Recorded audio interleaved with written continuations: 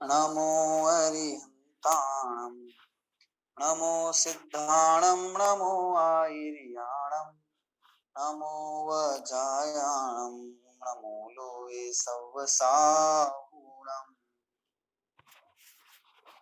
मंगलम भगवान वीरो मंगलम गौतमो गणी मंगलम कुंद कुंदार्यो जैन धर्मोस्तु मंगलम सर्वमंगल मांगल्यम सर्व कल्याण कारकम प्रधानम सर्वधर्माणां जैनम जयतु शासनम जैनम जयतु शासनम जैनम जयतु शासनम।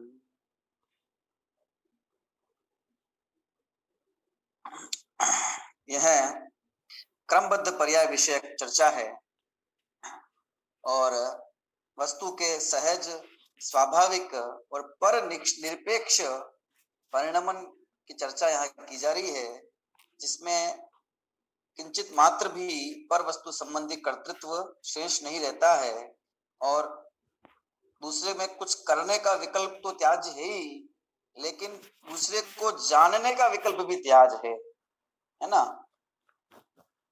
कायादि की चेष्टा करने की सोच ये तो छोड़ना ही है, लेकिन जानने की सोच, इसको जानूं इसको जानूं इसको जानूं, इस प्रकार से जानने का विकल्प से भी निर्भर होना है। क्यों होना है? कि ज्ञान की किस पर्याय में क्या जानने में आएगा ये हमारे विकल्प से नहीं आता, ये सुनिश्चित है। और जो जानने में आता है ना, वो आता है, उसे हम ये कह जरूर देते हैं कि मैंने ये जाना और मैंने ये नहीं जाना, मैं ये जानूंगा और मैं ये नहीं जानूंगा, मैं ये जानूंगा देखूंगा, है ना, इसकी तरफ ध्यान दूंगा और इसकी तरफ ध्यान नहीं दूंगा। ये कथन मात्र है, वस्तुतः तो कहाँ ज्ञान कहाँ उपयोग रमेगा और किस पर्याय में उपयोग बाहर में नहीं रम के अंदर में रमेगा, अंदर में जमेगा, ये सब पूर्व में ही सुनिश्चित है। और ऐसा निश्चित मान लेने पर कोई हमारे पुरुषार्थ का लोप नहीं हो जाता है। जब भी हम ये कहते हैं कि ये सब पहले से फिक्स है, पहले से निश्चित है, तो फिर हम क्या करें, ये प्रश्न बार बार हमारे चित्त में खड़ा होता है। पहले प्रथम तो ये प्रश्न ही वृथा है ना, प्रश्न ही वृथा है। वस्तु व्यवस्था की ओर से देखे तो ये प्रश्न का कोई मतलब ही नहीं। क्या करेगा, क्या प्रश्न है? वस्तु व्यवस्था में क्या प्रश्न हो सकता है कि क्या करें? तो होते हुए जगत के परिणाम में ये प्रश्न ही कुछ काम का नहीं है कि क्या करें। समंदर में लहरें आ रही है, अब मैं क्या करूं कि इसमें लहरें आ जाएं, है ना। समुंदर है और मैं क्या करूं कि इसमें लहर आ जाए, क्या करूं मैं? सब कुछ तो करना पड़ेगा, हवा डालनी पड़ेगी, कुछ तो करना पड़ेगा। अरे क्या क्या प्रश्न है ये? उस समुद्र में जो स्वतः ही लहरें उठ रही है, स्वतः ही उठ रही है और फिर विलीन हो रही है। समंदर अपना काम अपनी योग्यता से कर रहा है, उसमें जो किनारे पर बैठ के ऐसे विकल्प करे कि अरे इतना बड़ा समंदर है, इतना पानी है ना, कैसे क्या इसमें लहरें उठेगी, क्या इसका काम होगा, तो वो उसको मूर्खता की श्रेणी में रखा जाएगा। इसी तरह वस्तु व्यवस्था अपनी सहज है ना। प्रकृति के जैसे परिणमन सब सहज होते हैं। बोले सूरज डूब गया, अब क्या करें? अब तो अंधेरा अंधेरा हो गया, अब वो उगेगा कैसे? क्या करूं उसके लिए? मैं क्या करूं? मुझे उगाना है सूर्य को ना, अब सूरज डूब गया, मुझे उगाना है, मैं क्या करूं क्या करूं क्या करूं? अब इस प्रकार का जो विकल्प करके रात की नींद खराब कर दे अपनी, है ना, तो भी सुबह तो होने ही वाली है, तो भी प्रभात तो होगा ही होगा।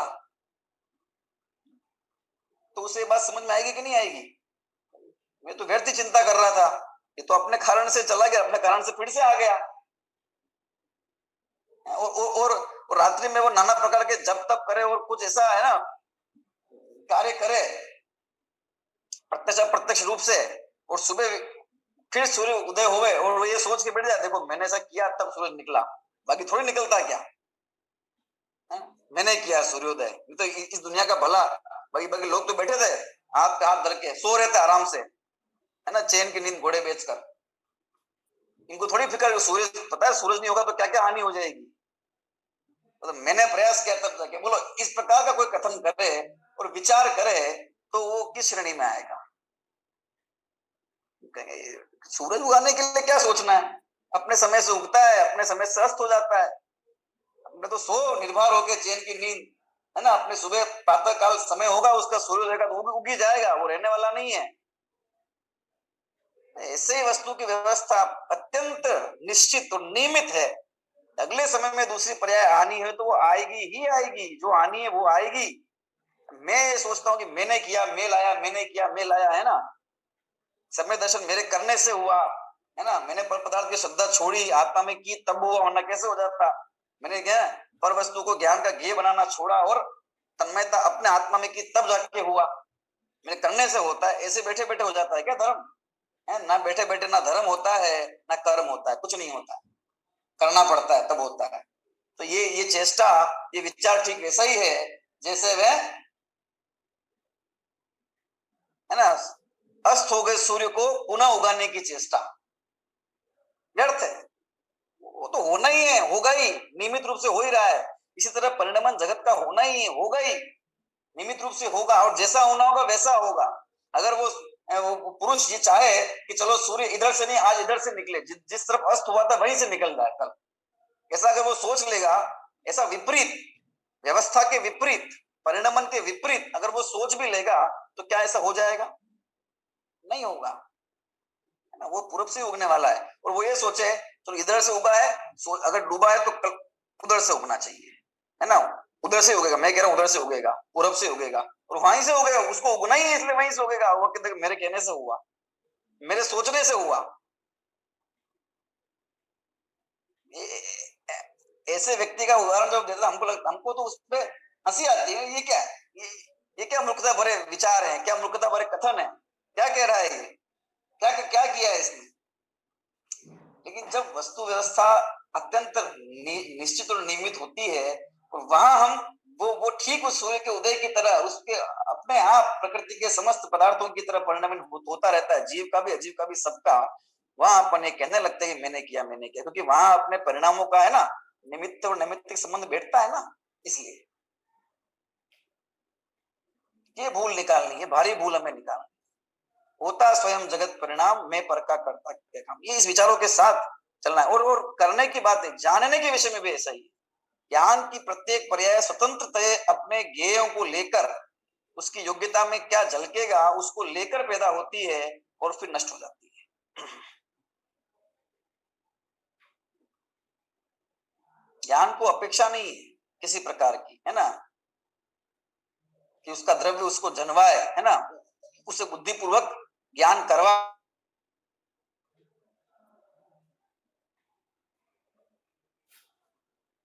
सहज परिणाम, उसी ज्ञान स्वतंत्रता संबंधी कुछ चर्चा आगे आने वाली है, उसको अपन देखते हैं। हाँ, यहाँ चलता है विषय पेज नंबर 35 के ऊपर। यदि कोई ऐसा कहे तो उससे कहते हैं भाई, ज्ञान को स्वभाव सन्मुख करने के विकल्प से ज्ञान स्वभाव सन्मुख नहीं होता, अपितु इस विकल्प के भी भार से निर्भर होने पर ज्ञान स्वभाव सन्मुख कहलता है। अब आगे, ज्ञान की प्रत्येक पर्याय स्व कार्य करने में पर मुखा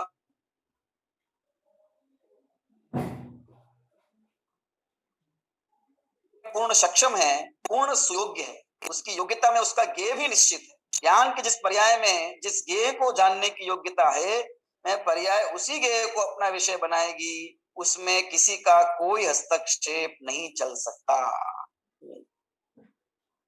अन्य विकल्पों की तो निश्चितता और निमित्ता है ही, सारे पौद्गलिक भावों की, शरीर की चेष्टाएं, है ना, मन की इच्छाएं, वे सब तो सुनिश्चित हैं ही, लेकिन ज्ञान की पर्याय में क्या झलकेगा ये भी सुनिश्चित है, ये भी तय है। तो फिर हमारे हाथ में क्या है? हमारे हाथ में कुछ नहीं, अरे हमारा ही तो है सब कुछ, ये परिणाम किसका है? ये सारा ज्ञान की जितनी निधि है ना, जो कुछ पर्यायों का परिणाम वो किसका है? वो हमारा ही तो है, हमारे हाथ में तो सब है, लेकिन बदलना नहीं है, फेरफार करने का नाम नहीं है ना परिणमन।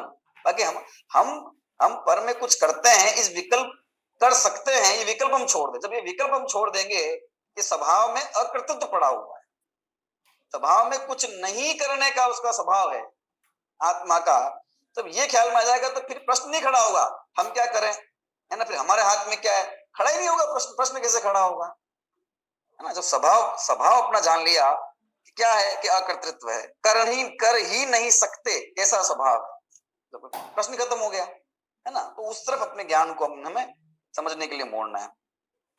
ज्ञान की प्रत्येक पर्याय स्व कार्य करने में परमुखापेक्षी नहीं है। इसका मतलब ये उसे किसी की जरूरत नहीं है ना, वो अपने स्वतंत्रतया होती है, उसे पर ज्ञेयों की आवश्यकता नहीं है, गायक के इच्छा की भी आवश्यकता नहीं है, गायक के विकल्प की भी आवश्यकता नहीं है, अपितु अपने स्व समय में वो पर्याय होती ही है। इस तरह से न गेय की जरूरत है ना गायक की इच्छा की जरूरत है, ठीक है ना। होती तो गायक की है पर गायक की इच्छा से नहीं होती, वो अपनी स्वतः योग्यता से होती है, वो अपने में परिपूर्ण है, स्व कार्य करने में पूर्ण सक्षम है और पूर्ण सुयोग्य है। पूर्ण सुयोग्य है मतलब जितनी उसकी योग्यता, जितनी ज्ञान की प्रकट है, वो अपने कारण से पूर्ण है ना। उसकी योग्यता में उसका ज्ञेय भी निश्चित है, ज्ञान की योग्यता में ज्ञेय निश्चित है। केवल ज्ञानी का ज्ञेय निश्चित ऐसा नहीं है, अपितु संसार के प्रत्येक जीव जो ज्ञान से युक्त हैं, उन सब के ज्ञान की पर्याय में प्रति समय पर्याय में क्या क्या ज्ञेय आएगा ये निश्चित है। ज्ञान के जिस पर्याय में जिस ज्ञेय को जानने की योग्यता है, वह पर्याय उसी ज्ञेय को अपना विषय बनाए, है ना। हर ज्ञान की पर्याय अपना निश्चित ज्ञेय, अपना विषय, ज्ञान अपना विषय लेके उत्पन्न होता है कि वो अगले समय में हम क्या जानेंगे ये निश्चित है। क्या हमारे ज्ञान का विषय बन, सोचे हम विचार करते रहे, सोचते रहे कि हमें ये नहीं देखना, ये नहीं जानना है, लेकिन जानने में आना होगा तो आएगा, वो रोक नहीं सकता उसको। और कितना ही विचार कर ले कि ये जानेंगे, है ना, ये पढ़ेंगे, ये सीखेंगे, ये समझेंगे, अपने ज्ञान का विषय ये बनाएंगे, लेकिन ऐसा नहीं होता है। बुद्धिपूर्वक बैठते ना, ध्यान करते लोग ना, बुद्धिपूर्वक बैठते हैं, आत्मा का ध्यान करो, आत्मा का करो, आत्मा का करो, आत्मा का करो, है ना। एक आत्मा आत्मा आत्मा आत्मा अपने ज्ञान का विषय बनना चाहिए, अपने ध्यान का विषय बनना चाहिए, और कुछ नहीं बनना चाहिए। ऐसा जो बैठते हैं करने, क्या होता है, बनता है विषय, बनता है। प्रत्येक पर्याय ज्ञान के पर्याय में आत्मा विषय बन जाता है ना। आत्मा तो प्रत्येक साक्षात का तो वहां कोई प्रश्न है ही नहीं, लेकिन विकल्प के रूप में भी कि मैं आत्मा के बारे में सोचूं, अखंड है, अरूपी है, अविनाशी है, ऐसा बार बार सोच लेते हैं कि नाना प्रकार के विकल्प आते कि नहीं आते। ध्यान करने बैठता है, आंखें बंद करता है और सब घर, कुटुंब, परिवार, दुकान सब याद आने लगती है। याद आती मतलब ज्ञान का विषय बनती है। वो तो नहीं सोचा था कि ये सोचे, लेकिन वो तो आ रहा है, विषय बन रहा है। कर कुछ और रहे हैं और याद कुछ और आता है ना। गुरुजी पाठ पढ़ा रहे हैं विद्यालय में हिंदी विषय का, और छात्र याद कर रहा है गणित की इबारत, क्योंकि कल कहा था अध्यापक ने कि मैं कॉपी चेक करूंगा और टेस्ट लूंगा क्लास में। विषय चल क्या रहा है और, है ना, पढ़ाया क्या जा रहा है, वो पढ़ने क्या बैठा है, वो याद क्या कर रहा है। विद्यालय में चल रही पढ़ाई और उसको टिफिन की याद आ रही है कि खाने भोजन में माँ ने आज क्या रखा है टिफिन में। अभी बस ये एक दो क्लास के बाद में वो भोजन का अवकाश होगा, तो मैं आराम से अपने मित्रों के साथ बैठ के रुचिपूर्वक भोजन करूंगा। उसको वो याद आ रहा है, उसको वो टिफिन के अंदर जो व्यंजन वो लाया है, उसको उसकी स्मृति में वो उसके सामने चल रहा है।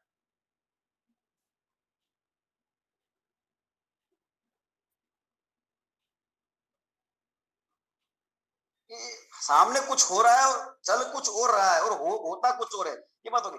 दूसरा ये कि हम बुद्धिपूर्वक भी किसी व्यवसाय के अंदर लगे हुए हैं, बुद्धिपूर्वक भी किसी काम के अंदर लगे हुए हैं, तो भी हमारी बुद्धि वहां कहाँ स्थिर रहती है, लगातार कहाँ स्थिर रह पाती है, नहीं रह पाती है ना। पूरा स्वाध्याय करते करते घंटा भर, आधा पौन घंटे अपने स्वाध्याय चलता है, तो बराबर इसी में ध्यान रहता है, विचलित नहीं होता ध्यान, विषय नहीं बदलते, बदलते कि नहीं बदलता। अध्ययन के विषय आगे आगे बढ़ते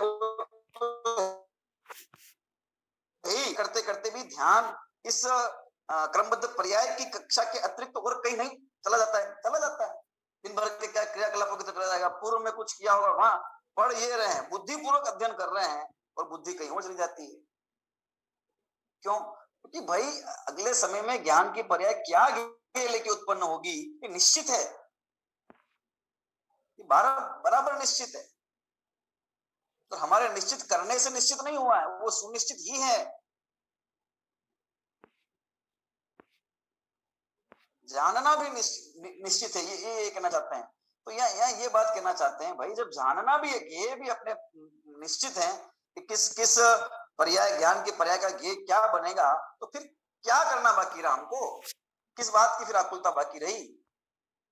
बोले पर में कुछ नहीं करना, पर में कुछ नहीं करना, वो तो हम कर नहीं सकते, शरीर की क्रिया हम कर नहीं सकते, ज्ञान तो हमारा स्वभाव है, हम ज्ञान तो कर सकते हैं, है ना, जान तो सकते हैं।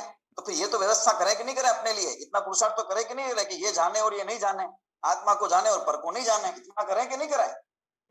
बोले ये वही गलती है, वो सेम वही गलती है जो पर में की जाने वाली गलती है, क्योंकि तू विकल्प पूर्वक परिणमन कराना चाहता है पदार्थ का, अब वो चाहे अपना हो, अपने ज्ञान का हो या पर पदार्थ, वही दुख है जो उसमें है वो इसमें है, क्योंकि वो होगा नहीं, होगा अपनी योग्यता से, जानना चाहेगा आत्मा को, जानने में सारी दुनिया आ जाएगी, करना चाहेगा कुछ और, विकल्प पूर्वक होगा कुछ और, क्योंकि वो आना है। अध्ययन करने बैठा है, पढ़ने बैठा है, विकल्प पूर्वक बुद्धि पूर्वक पढ़ाई करने बैठा, और पढ़ाई करते करते पूर्व की घटना स्मरण में आ गई, खेल स्मरण में आ गया, विवाह स्मरण में आ गया। ये क्यों होता है ऐसा? ये इसलिए होता है क्योंकि वो ज्ञान की पर्याय निश्चित है अपने समय में, क्या तो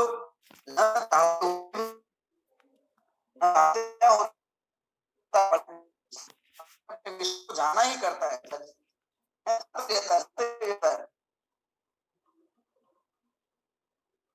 मोबाइल या फिर लैपटॉप के ऊपर कोई कार्य करने क्या कार्य बैठे वहां पर, तो कहा जाता है नाना प्रकार के अलग विषयों के अंदर उपयोग चला जाता है ना।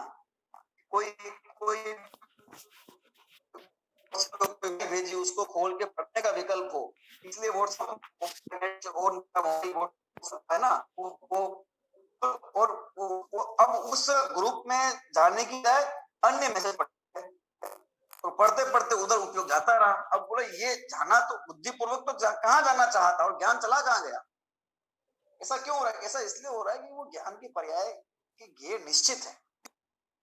ऐसा अनेक हम अपने व्यक्तिगत जीवन के प्रत्यक्ष उदाहरणों से प्रतिदिन ये जान सकते हैं किस प्रकार से एक एक पर्याय का परिणमन जैसे बाहर में सुनिश्चित है, वैसे ज्ञान का भी निश्चित है।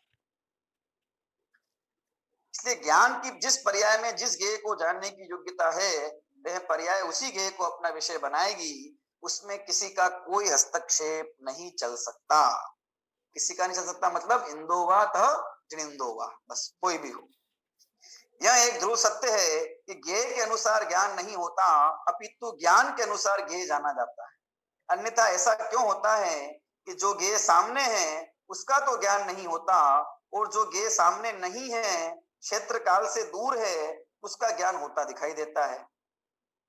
नव विवाहित ऑफिसर को सामने बैठा क्लर्क नहीं दिखाई देता, अपितु ऑफिस से दूर घर में या पीहर में बैठी हुई पत्नी दिखाई देती है।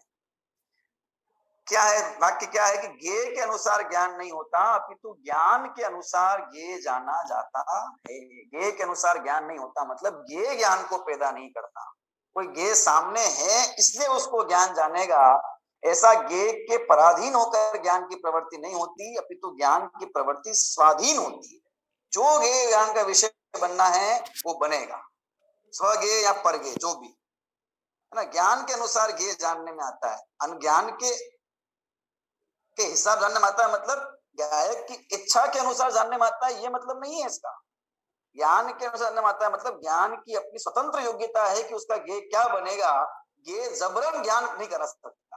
कोई गेय सामने है तो उसको जानना ही पड़ेगा, या वो सामने वाला गेय ज्ञान का विषय बनेगा ही बनेगा, कोई जरूरी नहीं है। तो क्या बनेगा कि जो उसकी योग्यता में है वो बनेगा, वो पदार्थ सामने हो अथवा नहीं, उसका कोई फर्क नहीं है ना। अपने अपने जैसे ज्ञान की योग्यता है वो। अवधि ज्ञान की शक्ति प्रकट हुई है, ज्ञान की शक्ति है, ज्ञान की पर्याय अवधि ज्ञान।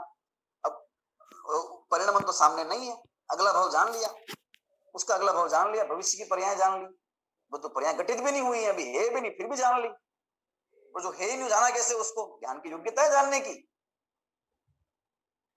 ज्ञान की योग्यता है इस प्रकार के जानने की कि जो प्रत्यक्ष वर्तमान में नहीं है, सामने नहीं है, उसको भी जान ले। दिव्य द्रव्य के अंदर योग्यता है, वो द्रव्य में घटेगी वो पर्याय। केवल ज्ञान भी जानता है कि नहीं जानता है ना।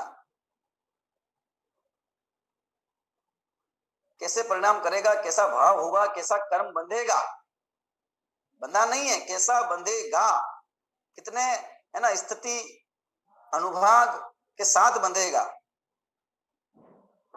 ये सारा है ना ज्ञान जान लेता है। तो ज्ञेय के अधीन ज्ञान नहीं होता, अपितु और ज्ञान के अधीन ज्ञेय नहीं होता, ज्ञान के अधीन भी ज्ञेय नहीं होता, ज्ञान की योग्यता में ज्ञेय झलकता है ना। ज्ञेय ज्ञान में कुछ नहीं करता, ज्ञेय और ज्ञान ज्ञेय में भी कुछ नहीं करता। अन्यथा ऐसा क्यों होता है कि जो ज्ञेय सामने है उसका तो ज्ञान नहीं होता, और ज्ञेय सामने नहीं है ना, क्षेत्र काल से दूर है, उसका ज्ञान होता दिखाई देता है। अगर ज्ञेय से होता हो तो उसका ही होना चाहिए जो हमारे सामने है, बस। जो बीत गया उसका भी नहीं होना चाहिए, जो घटा नहीं उसका भी नहीं होना चाहिए।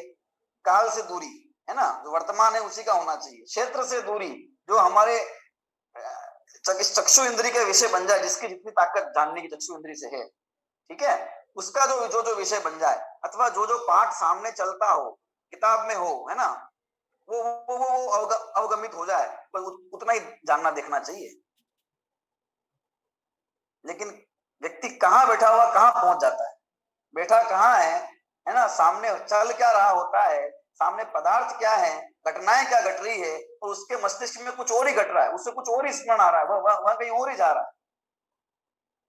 क्यों होता है ऐसा, है ना? क्योंकि उस ज्ञान की अपनी योग्यता है जानने की, वो उस सामने उपस्थित ज्ञेयों के कारण, सामने घटने वाली है ना उस वर्तमान पर्याय के कारण नहीं हो।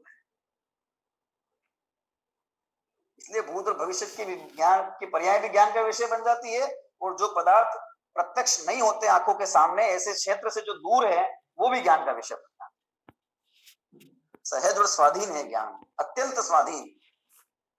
ये है इसलिए ज्ञान है, ये नहीं है, और ज्ञान है इसलिए ये है, ऐसा भी नहीं है। लेकिन ये अपने स्वतंत्र अपनी योग्यता से हैं, और ज्ञान अपनी योग्यता से, अपनी योग्यता से ही उनको जानता है। कि हर वस्तु की अपनी स्वतंत्र सहज योग्यता है, ज्ञेय के अंदर जानने में आने की योग्यता है, परमेत्म गुण है, ज्ञान में जानने की योग्यता है। ज्ञान तो स्वयं ज्ञान में प्रमाता है। क्षेत्र काल से दूर है तो भी उसका ज्ञान दिखाई देता है ना। देखो उदाहरण भी आचार्यों ने भी दिया, यहाँ भी दे रहे हो, न विवाहित ऑफिसर को सामने बैठा क्लर्क दिखाई नहीं देता, अपितु ऑफिस से दूर घर में या पीहर में बैठी हुई पत्नी दिखाई देती है। ऐसे कई उदाहरण जीवन में अपने घटित हो जाते हैं ना। सामने सामने चीज रखी हुई है तो हम ढूंढते रहते हैं, उसको मिलता नहीं है। आती ना कहानी वो, है ना, दादी माँ का चश्मा की कहानी आती ना थी। दादी माँ ने आंख पर अपने चश्मा पहन रखा है ना, उसको थोड़ा सा नीचे नाक पे लगा रखा है, तो उसको अब वो पूरे घर में ढूंढ रही, मैं चश्मा कहाँ गया, मैं चश्मा कहाँ गया, मेरा चश्मा कहाँ गया। फिर कोई कहता है कि अरे आप है ना नानी यहाँ देखो नाक के ऊपर चश्मा लगा हुआ है, तब वो हाथ लगा रहे मैं लगाऊंगा। ये क्या हुआ, आंखों के सामने, आंखों के सामने और आंखों के ऊपर ही था वो, इससे नजदीक और क्या हो सकता है। और तुम भी उसको ज्ञान नहीं, वो पूरी गवर्नमेंट ढूंढ रही है ना। कहते ना वो बगल में छोरा गांव में ढिंडोरा, ऐसा घर में नहीं होता हमारे साथ में। कई चीज वस्तु सामने रखी है ना, गाड़ी की चाबी है, घर की चाबी है, अभी सामने पलंग पे रख दी है ना, अभी रखी और किसी काम में चले गए और वापस, अरे चाबी कहाँ गई, चाबी कहाँ गई, अरे कहाँ रखी, सब ढूंढ रहे हैं, देखो आपने वहीं की रखी होगी, देखो फिर थोड़ा फिर देख रही है तो ये रखी हुई है, आंखों के सामने से चले गई कितनी बार और ढूंढते रहे हम, और फिर मिल गई 5 मिनट बाद, 10 मिनट बाद में। क्या हुआ ये क्या हो गया। कई बार हमारा ध्यान नहीं था ना। नेत्र इंद्रिय का विषय बनने के बाद भी है ना, वो अपने ज्ञान का विषय बने आवश्यक नहीं है। वस्तु सामने होने पर ही जाना जाए जरूर, ये तो है ना, ये उदाहरण हो गए। फिर है ना, ये तो हमने समझ लिया कि उपयोग कहीं और चलता कुछ और है और उपयोग कहीं और चला जाता है। कई बार ऐसा होता है ना, पढ़ते पढ़ते, सुनते सुनते, लिखते लिखते, खाते खाते, भोजन कर रहे हैं, भोजन करते करते कोई बात पूर्व की स्मरण में आ गई, उपयोग वहां चला गया, उंगली कट गई, पता ही नहीं चलता है। कई उदाहरण ऐसे हैं। एक श्लोक भी आता है प्रमेय रत्नमाला में, अच्छा है श्लोक, देखिए क्या कहते हैं उसमें आचार्य अनंत वीर्य स्वामी। है ना। ये प्रमेय रत्नमाला ये न्याय का ग्रंथ है ना। परीक्षा मुख ये भी न्याय का ग्रंथ है। परीक्षा मुख, प्रमेय रत्नमाला, प्रमेय कमल मार्तंड आदि आदि ग्रंथ सब लिखे हैं ना न्याय के आचार्यों ने अपने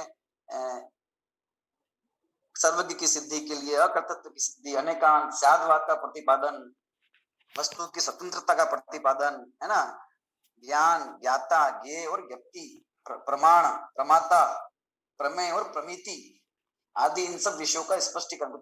यही न्याय शास्त्र में यही होता है, प्रमाण, है ना। कोई किसी को प्रमाण मानता है, कोई किसी को मानता है, कोई किसी को मानता है। जैन दर्शन में प्रमाण है ना क्या है, न्यायिक में क्या है, बौद्ध में क्या है, वैशेषिक में क्या, अलग अलग अलग प्रकार से इसकी व्याख्या होती है। तो यहाँ पर हम अपने मत को सिद्ध करते हैं नाना प्रकार से। यहाँ पर ज्ञान अपनी स्वतंत्रता से होता है, ज्ञेय के उपस्थित होने पर नहीं होता, उसके कारण से नहीं होता। इसके लिए एक श्लोक यहाँ पर देते हैं, देखिए क्या है। पीहिते कारागारे तमसि च सूची मुखाग्र दुर्भेद्ये मयि च निमीलित नयने तथापि कांताननम व्यक्तम। एक पुरुष है ना, उसको क्या किया गया, एक काल कोठरी में बंद कर दिया गया है ना। पीहिते कारागारे, कारागार में उसको डाल दिया गया है। और कारागार कैसा है, काल कोठरी है, बिल्कुल अंधेरी, एक प्रकाश की एक किरण भी कहीं से उसमें आ जाए इसका अवकाश नहीं है। कितना अंधेरा है कि तमसी तो सूची मुखाग्र दुर्भेद्ये, अंधकार कैसा है उस कारागार में कि सूची मुखाग्र, सूची के मुख, सूची मतलब सुई है ना, सुई का जो मुख का जो आगे का भाग है, सुई की जो नोक है, उस नोक द्वारा भी जिसको भेदा नहीं जा सके इस अंधेरे को। इसका मतलब ये हुआ कि उसमें इतना भी अवकाश नहीं है, इतना ठोस अंधेरा है। ये समझाना चाहा है उस चीज। ऐसे अंधेरे से युक्त कारागार में मुझे डाल दिया जाए, अर्थ ये है कि कुछ भी नजर नहीं आ रहा, कुछ भी नहीं, अंधेरा अंधेरा, बस इसके सिवा कुछ नहीं। मई च निमिलित, इतना ही नहीं, फिर क्या किया जाए कि मई च निमिलित नयने, मेरे जो आंखें हैं है ना, उनको निमिलित कर दिया, मतलब उनको बांध दिया जाए, उन्हें बंद करवा दिया जाए, साथ में फिर काली पट्टी भी बांध दी जाए उसके ऊपर, है ना। बंद की हुई आंखों द्वारा मुझमें क्या कहता है फिर भी वो, तथापि कांताननम व्यक्तम, तथापि फिर भी इतना कर दिया, काल कोठरी में बंद कर दिया है, सुई की नोक से भी जो दुर्भेद्य है, ऐसा घोर अंधकार, और इतना ही नहीं, आंखें बंद करके और पट्टी, काली पट्टी लगा दी जाए, उसके बाद भी क्या कहता, तथापि कांताननम व्यक्तम, फिर भी मुझे अपनी कांता का, है ना, अपनी प्रिया का, अपनी पत्नी का जो आनंद है, जो चेहरा है, वो व्यक्त दिख रहा है, बिल्कुल सामने, स्पष्ट, जैसे आंखों के सामने खड़ी। इस उदाहरण से क्या, इस उदाहरण से ये कहना चाहा कि ये सामने होना जरूरी नहीं है झलकने के लिए। तो ज्ञान की अपनी योग्यता में सहज ये जानने में आता है, तो उसको अपनी पत्नी का चेहरा तो याद आया, तो ये तो ज्ञान हो गया, स्मृति ज्ञान ही तो है। कैसे आया, सामने तो नहीं थी वो, ना उसके बारे में बात की जा रही थी, ना उसका चित्र दिखाया, कुछ नहीं किया, फिर कैसे हो गया कि हो गया, जानने में आ गया, ज्ञान की योग्यता है। कारागार में बंद कोई कामी कहता है, यद्यपि कारागार का द्वार बंद है और अंधकार इतना सघन है कि सुई के अग्रभाग नोक से भी नहीं भेदा जा सकता है, तथा मैंने अपने दोनों नेत्र बंद कर रखे हैं, तथापि मुझे अपनी प्रिया का मुख स्पष्ट दिखाई दे रहा है। इतना स्पष्ट उदाहरण। इससे यह सिद्ध है कि ज्ञेय के अनुसार ज्ञान नहीं होता, अपितु ज्ञान के ज्ञेय ज्ञान जाना जाता है। इसका तात्पर्य यह है कि क्षयोपशन ज्ञान में जिस समय जिस ज्ञेय को जानने की योग्यता होती है, उस समय वही ज्ञेय ज्ञान का विषय बनता है, अन्य नहीं। तो ये कितनी ज्ञान की एक एक पर्याय की आजादी, ज्ञान और ज्ञेय की आजादी। ज्ञेय ज्ञान उस ज्ञेय की गुलामी से मुक्त है। वो ज्ञान क्या जानेगा, ये वो ज्ञेय जो सामने है वो डिसाइड नहीं करेंगे, है ना। उस ज्ञेय की इच्छा भी इसको डिसाइड नहीं करेगी, वो पर्याय अपने आप में उस बात को निश्चित की हुई पैदा हुई है, उस समय वो भी निश्चित करेगी, ये भी निश्चित की हुई आई है कि उस ज्ञान के पर्याय में क्या विषय बने। इतनी निश्चितता एक एक ज्ञान के पर्याय तक की है। अब बात केवल ज्ञान की हो, क्योंकि ज्ञान से हमारा विशेष काम है, ऐसे अनंत गुणों के अनंत पर्याय वो भी निश्चित है सारी। उस समय वही ज्ञेय का ज्ञान विषय बनता है, अन्य नहीं, है ना। इस बात को न्याय शास्त्र के निम्नलिखित सूत्र से भली प्रकार समझा जा सकता है। वही क्यों बनता है ना, जो जो जो ज्ञेय बनना होता है वही क्यों बनता है ना। ज्ञान के ऊपर अनेक दर्शनों ने भी प्रमाण के ऊपर सब चर्चाएं की है। ज्ञान उत्पन्न कैसे होता है, ज्ञान क्या जानेगा, इसका निश्चय कौन करता है, कैसे निश्चय होता है ज्ञान क्या जानेगा। बौद्धों के पास जाते तो बौद्धों ने अपना इसमें ना प्रतीत्य समुत्पत्तिवाद, है ना, ऐसा करके पूरा प्रतीति की उत्पत्ति कैसे होती है, मतलब ज्ञान की उत्पत्ति कैसे होती है, इस विषय में अपना मत रखा। यहाँ देखिए, है ना, न्याय आचार्य माणिक नंदी जी ने सूत्र दिया है ना, परीक्षा मुख के अंदर। परीक्षा मुख सूत्रात्मक ग्रंथ है, सूत्र है उसमें, न्याय के सारे सूत्र दिए हुए हैं संक्षेप में। तो उसके ऊपर टीका लिखी, न्याय दीपिका टीका लिखी, ये फिर मेरे मलाई से टीका चलती गई।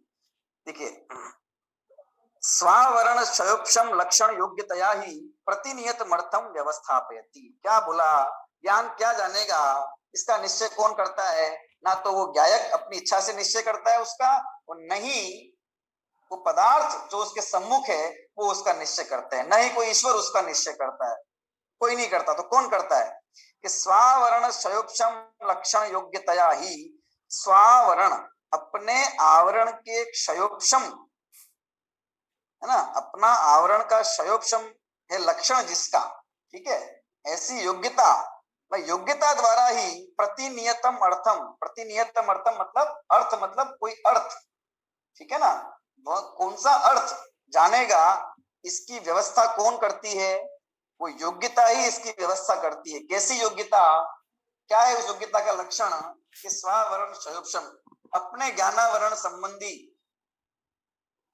है ना, जिसका क्षयोक्षम जितना निश्चित ज्ञान के पर्याय का है, इस क्षयोक्षम के साथ में यहाँ पे क्षयोक्षम ज्ञान की बात हो रही है ना, अपनी उस ज्ञान के पर्याय का क्षयोक्षम जितना है, और उसमें जो पदार्थ ध्यान में आना है, वह क्षयोक्षमिक ज्ञान की पर्याय की योग्यता ये निश्चय करती है कि मैं क्या जानूंगी, वो निश्चित किया हुआ है, और कोई पदार्थ निश्चय नहीं करता, बाहर का कोई पदार्थ नहीं निश्चय करता, जानने वाले की इच्छा निश्चित नहीं करती।